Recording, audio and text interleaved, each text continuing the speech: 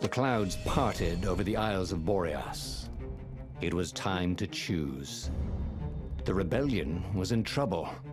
Ravens were scouting for the secret rebel base. They needed a game changer. Pieces of the Skyripper had surfaced. Or so a scholar in the mountains had told him. Surely the weapon that banished the lost gods could defeat the Emperor. Also, a temple had risen out of empty desert. The Iblis stone was hidden there. It was a dangerous artifact. It could corrupt its user into a bloodthirsty monster. Maybe he could find a way to use it, to take its power without surrendering to its wickedness. And also, his old friend Lapino needed rescuing.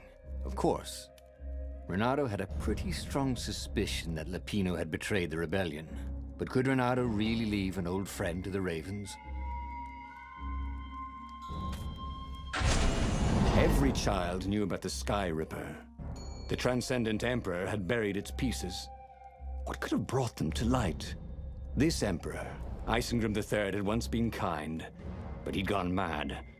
And now he was conducting secret, obscene rituals to bring back the lost gods.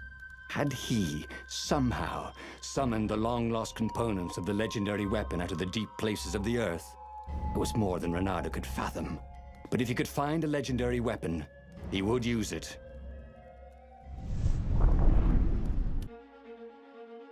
As he set foot on the island, Renato couldn't help feeling a bit curious. Was Lapino still waiting to be rescued? No. He was probably drinking champagne with the ravens. Did ravens drink champagne? Did rabbits? Renato felt oddly thirsty, come to think of it. Why had he chosen the Skyripper? Renato never made plans that required constant vigilance. He was a hero. He didn't think too much. He just went with his gut and hoped it all worked out.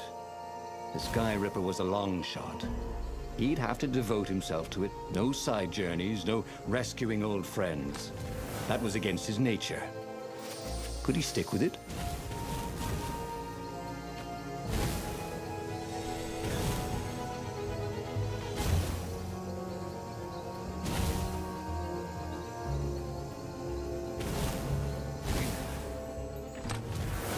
There was a cat in this one, and something useful.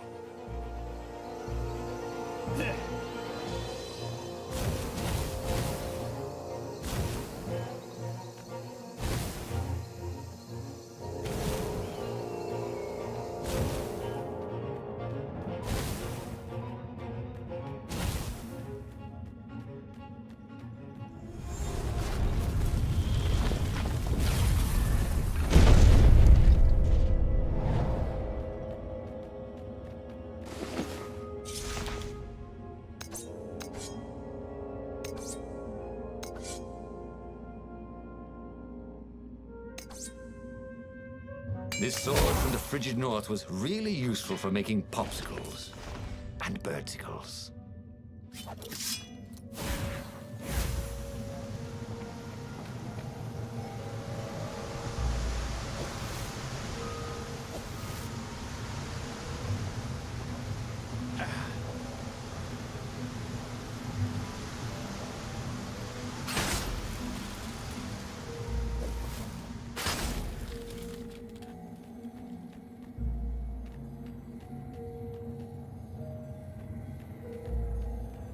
Huh?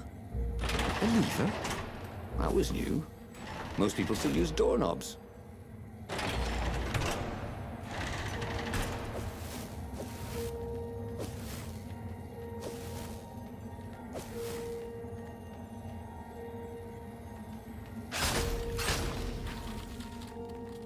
The people who had built this castle, did they even know what monstrous weapon lay hidden within their walls? The Skyripper could destroy anything it touched, or so the legend said.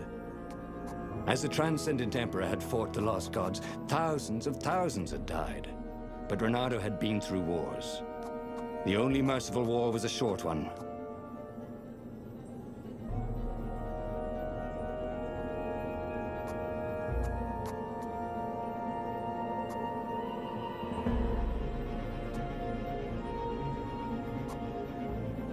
This was way better than being able to shrink down to the size of an ant. What was that all about, anyway?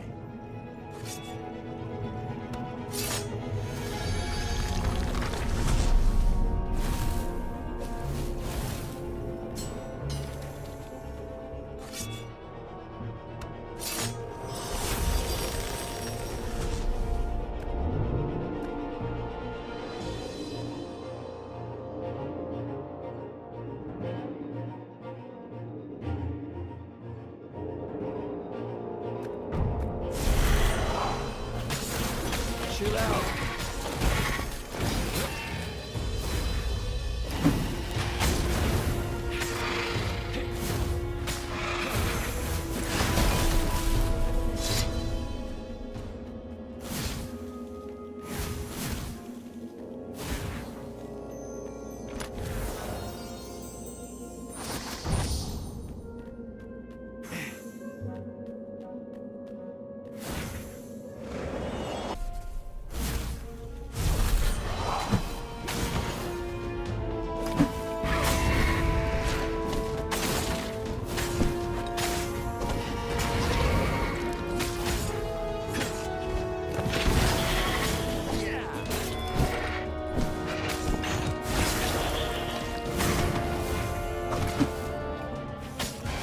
No one could beat Renato at hot potato.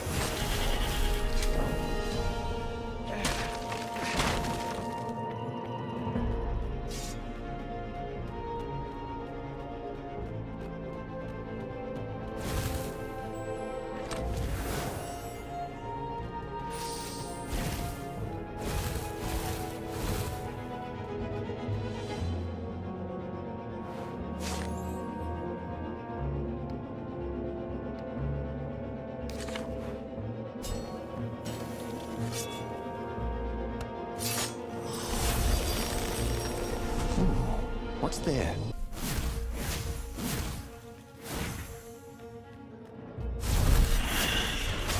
Nice statue.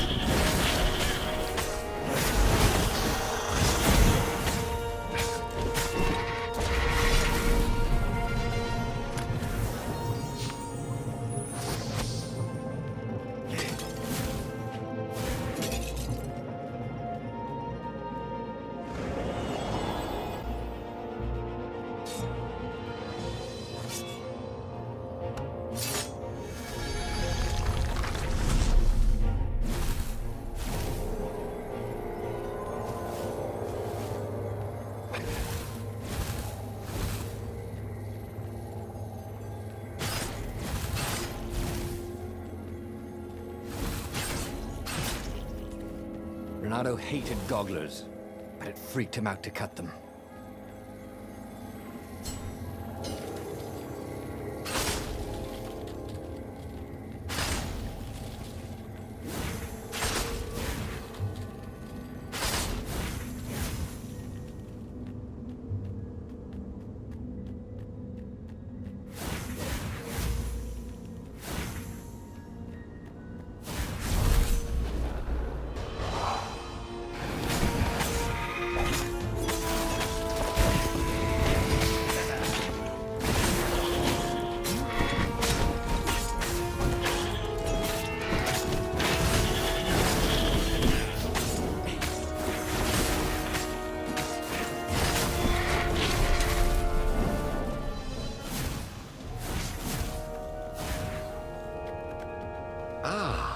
A puzzle. Renato loved puzzles. Except he couldn't figure them out. On the other hand, if there was a puzzle, it was probably meant to keep people away from something good.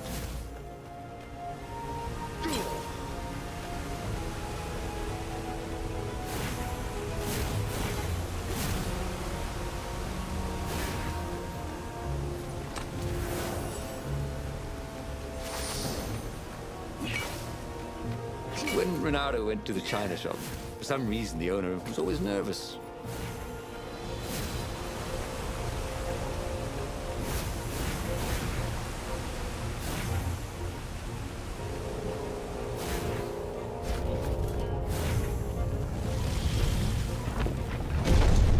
there it was. Skyripper's armature. The stuff that dreams are made of. Engineers' dreams, anyway. The device was intricate. No one alive had the skill to make a thing like it. How was it part of a weapon at all? He'd have to ask a scientist. But first, he'd get the second piece. Skyripper had a heart. A core that had come to rest on the next island. Well, there was another island he could reach. Zenobia had just invaded it with her father's Raven battalions. She must be encamped there still. But fighting Zenobia now, that made no sense at all. He'd already sacrificed one friend to get this armature, was it? He didn't need to hurry to face her. She would find him.